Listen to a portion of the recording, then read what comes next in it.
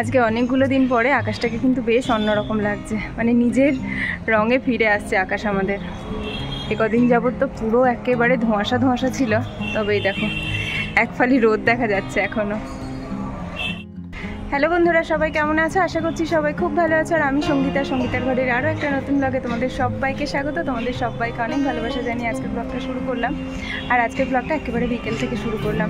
সকালের দিকটাতে শরীরটা অতটা ভালো লাগছিল না, তো সকালের দিকটাতে কোনো রকম ভিডিও করিনি। একেবারে বিকেল থেকে বেশ ভালো মুডে তোমাদের সাথে, মানে ফ্রেশ মেজাজে তোমাদের সাথে আড্ডাটা শুরু করলাম। এখন বিকেল ওই 5:30-6টার মাঝামাঝি বাজে। ওর পাপা বাড়ি এলো, তারপরে ওকে নিয়ে একটুখানি বেরোলো। আজকে সকাল থেকে আমাদের এদিকে এক ফোঁটাও বৃষ্টি হয়নি। হ্যাঁ, সকালের দিকটাতে মেঘলা মেঘলা ওয়েদার ছিল, তারপরে সময় যেতে যেতে হালকা হালকা রোদ্দুরা দেখা দিচ্ছিল। তো এই কদিন যাবৎ বৃষ্টির পরে যখন একটুখানি রোদ উঠেছিল না, মনটা পুরো একদম ভালো হয়ে গেছে তারপর থেকে। আর তুমি এত তাড়াতাড়ি বাড়ি আসলে কেন?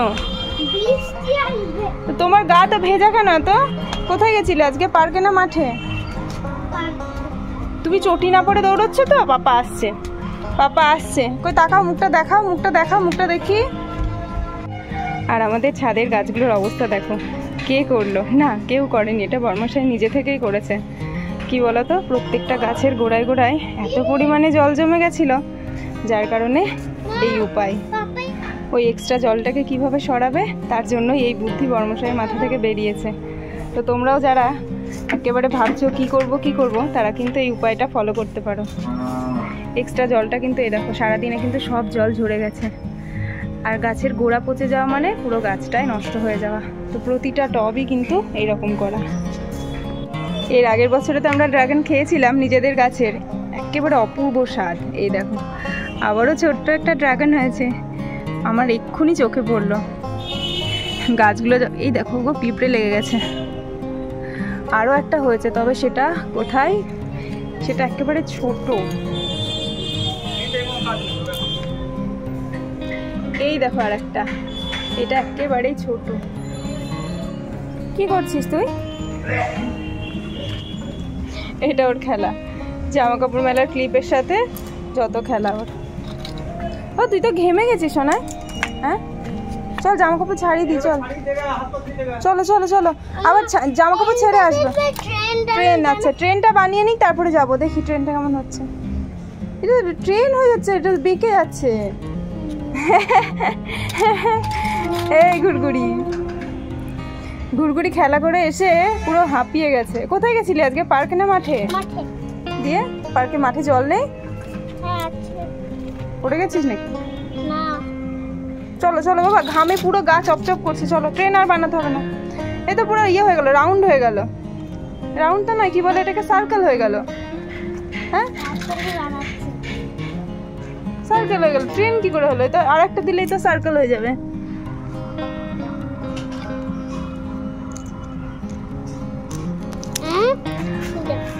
এই তো চলো আর নয়।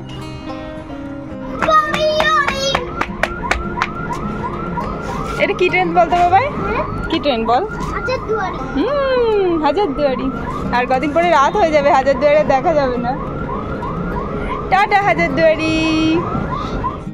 আজকে রোদ্দুরের বাইরে বেশিক্ষণ থাকা হয়নি, কারণ না পার্ক পুরো কাদা হয়ে রয়েছে আর মাঠেও জল জমে রয়েছে। ওর পাপা নিয়ে গেছিল ঠিকই, কিন্তু না, খেলাধুলো হয়নি। তবে রোদ্দুরের আজকে একটা বন্ধু হয়েছে, প্রিয়। কি নাম? প্রিয়। আমাকে এসে বলছে, মা আমার একটা বন্ধু হয়েছে। আমি বলছি কি নাম বলো ভালো করে। ভুলে গেলে তুমি? প্রিয়ম। ও এসেই বলেছে, এবার নিজেই ভুলে গেছে। প্রিয়া। ওই যা, কারেন্ট চলে গেল তো, পাম্প বন্ধ হয়ে গেল। পাম্পটা বন্ধ করে আসি, দাঁড়াও তুমি বসো। রোদ্দুরকে ভালো মতো ফ্রেশ করে জামা কাপড় ছাড়িয়ে দিয়েছি, আর নতুন করে আবারও জামা কাপড় পরিয়ে দিলাম। আর সন্ধ্যা টন্ধ্যাও দেখানো হয়ে গেছে। আর এতগুলো কাজ, বিকেলের কাজটা আজকে হয়নি, কেননা ছাদে গেছিলাম একটুখানি হাঁটাহাঁটি করতে।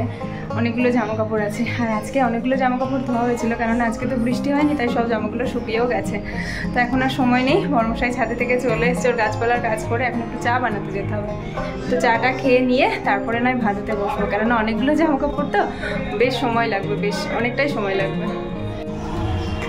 প্রথমে দুধটাকেই বসিয়ে দিলাম, আর দুধটা ভালো মতো ফুটে গেলে গ্যাসের ফ্লেমটা একেবারে কমিয়ে দিতে হবে, নয়তো যা দুধকাণ্ড হয় আমার সাথে প্রায়ই হয় জানো তো, তখন নিজের উপরে নিজেরই রাগ হয় যে কেন দুধের সামনে থেকে চলে গেলাম, কেন ফ্লেমটা আসতে দিলাম না, তখন নিজেকেই নিজে দোষারোপ করি।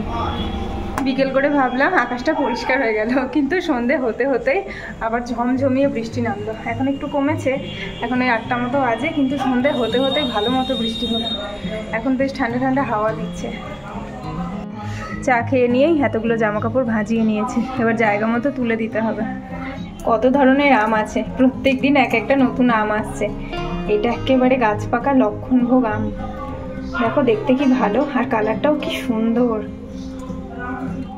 রাতে রান্নাবান্নাটা কমপ্লিট করতে 9:30 বার হয়ে গেছে, রোদ্দুরেরও খিদে হয়ে গেছে। আজকে রাতে হলো পরোটা আর সাদা আলু চচ্চড়ি। বিট্টু এসছে সন্ধ্যাবেলা, তো বিট্টু আছে, খেয়ে যেতে বললাম ওকে, তো সেই জন্য 3 জনকে আগে খাবারটা দেবো। প্রচণ্ড গরম লাগছে জানো তো, ওই একটা একটা করে পরোটা ভাজতে অনেকটাই সময় লেগে যায়। একবার বেলছি, একবার লেচি কাটছি, একবার সেঁকছি, এরকম করতে করতে পুরো হাঁপিয়ে গেছে, বিশেষ করে গরমের কারণে। কে বলবে সন্ধ্যাবেলা একটু বৃষ্টি হলো, একটুও স্বস্তি নেই, মানে হাঁপাচ্ছি আমি, এখন এত গরম লাগছে। এই হচ্ছে আমাদের রাতের খাবার, গরম গরম পরোটা। এটা কিন্তু আটার পরোটা, আর লাস্টের পরোটাটা একটু বেশি লালচে হয়ে গেছে। আর এই হচ্ছে কালো জিরে ফোড়ন দিয়ে সাদা আলুর চচ্চড়ি, যেটা আমার রোদ্দুর খেতে খুব ভালোবাসে। দিনের শেষ মুহূর্তে এই অঘটন, সদ্য সদ্য কেটে গেল, দেখো কি পরিমাণ জ্বালা করছে। আজকে সেই সকালে ঘুম থেকে উঠে থেকে আমার সাথে যে কী কী ঘটছে আমি না নিজেও বুঝতে পারছি না, মানে বিপদ যেন আনাচে কানাচে লুকিয়ে আছে এরকমটা। অন্যদিন কত তাড়াহুড়ি করে কাজ করি, অন্যমনস্ক হয়ে কাজ করি, কিন্তু আজকে না অন্যমনস্ক হয়ে কাজ করছিলাম না কিছু। ওদেরকে খেতে দেবো বলে আমটাকে কাটতে বসেছি, কেবলই বসেছি, একটা আমে ফালি দিয়েছি কি না দিয়েছি, ব্যাস ডান হাতের এই মিডিল আঙুলটার পুরো মাথাটা কেটে গেছে, এত বেশি জ্বালা করছে না। তো কী যে বলবো, সকালবেলা বাথরুমে এমনভাবে টাক খেলাম, সেই হচ্ছে মাথা পুরো ঘুরিয়ে গেছিলো, বরফ দিয়ে তারপরে ওষুধ লাগিয়ে ঠিক হলো। এখন আবার হাতটা কেটে গেল, কি জানি কী করছে, মাঝে মধ্যে হয় জানো তো, মানে বুঝতে পারি না। তো রোদ্দুরকে একা একাই খেতে দিলাম, ওর পাপার সাথে যতটুকু পারবে খাবে, কেননা এখনই হাতটা সদ্য কেটেছে, এখন যদি আমি ওকে খাওয়াতে যাই না প্রচুর জ্বালা করবে। রক্ত বেরোচ্ছিলো, একটুখানি চিপে ধরে রাখার পরে একটা অয়েনমেন্ট ছিল, সেটা একটুখানি লাগানোর পরে একটু কমলো। কালকে বুঝতে পারবো, কেননা এই কাটা পোড়া এগুলো সঙ্গে সঙ্গে যতটা না বেশি বোঝা যায়, সময়ের সাথে সাথে বোঝা যায়। কাজের হাত, ডান হাত সর্বক্ষণ জলের হাত, কী জানি কী হবে। তবে অল্পের উপর দিয়ে গেছে, এটাও একটা বাঁচোয়া।